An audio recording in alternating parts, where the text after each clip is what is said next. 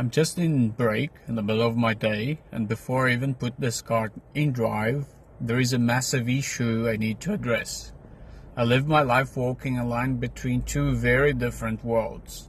On one hand, I'm a pastor, called to preach the gospel and shepherd the church. On the other hand, I work every single day on the front lines of the mental health field, and I'm currently deep into my master's degree in social work.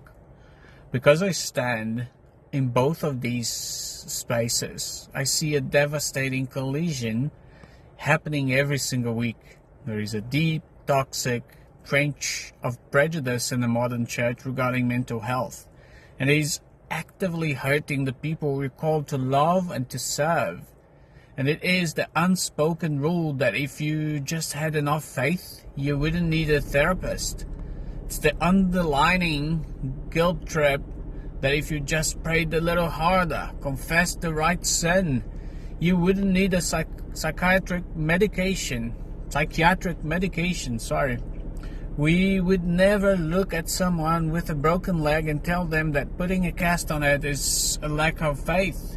Yet, when someone's neurochemistry is broken, or when they're walking through the crushing weight of clinical trauma, we treat their medical crisis like a spiritual failure? Aye.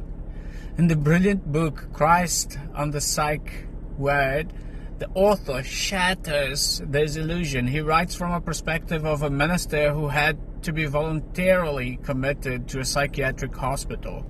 In the book, he proves that ending up in a clinical ward or needing a prescription to stabilize your brain does not mean the Holy Spirit has abandoned you.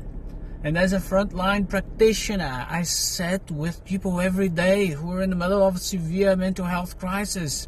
I support what we call here in New Zealand Tangata Whai Ora, people seeking wellness, who are fighting to survive their own minds.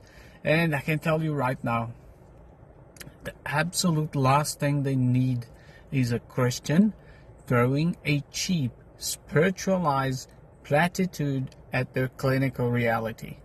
Sometimes, yes, prayer is the immediate answer, but sometimes God's provision looks like a trauma-informed therapist.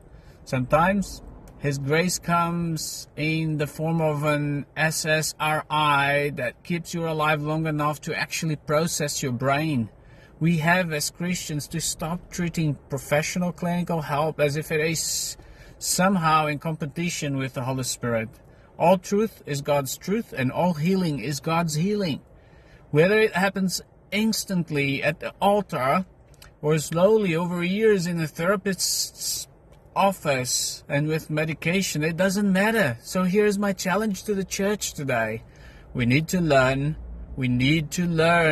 how to sit in the ashes with people. We need to stop rushing people toward a shiny 5-minute testimony just to make ourselves feel more comfortable with the mess.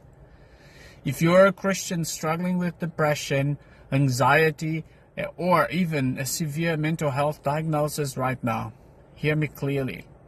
You are not broken beyond repair. Your need for medication is not a sin. Your need for therapy does not disqualify your calling. Do not let the prejudice of the church keep you from the clinical help that can literally save your life. It's time for the church to bridge the gap. It's time for us to rethink, to believe, to live the story. And I will see you next week with more of bridging the gap between mental health and the church. I hope you have a blessed day.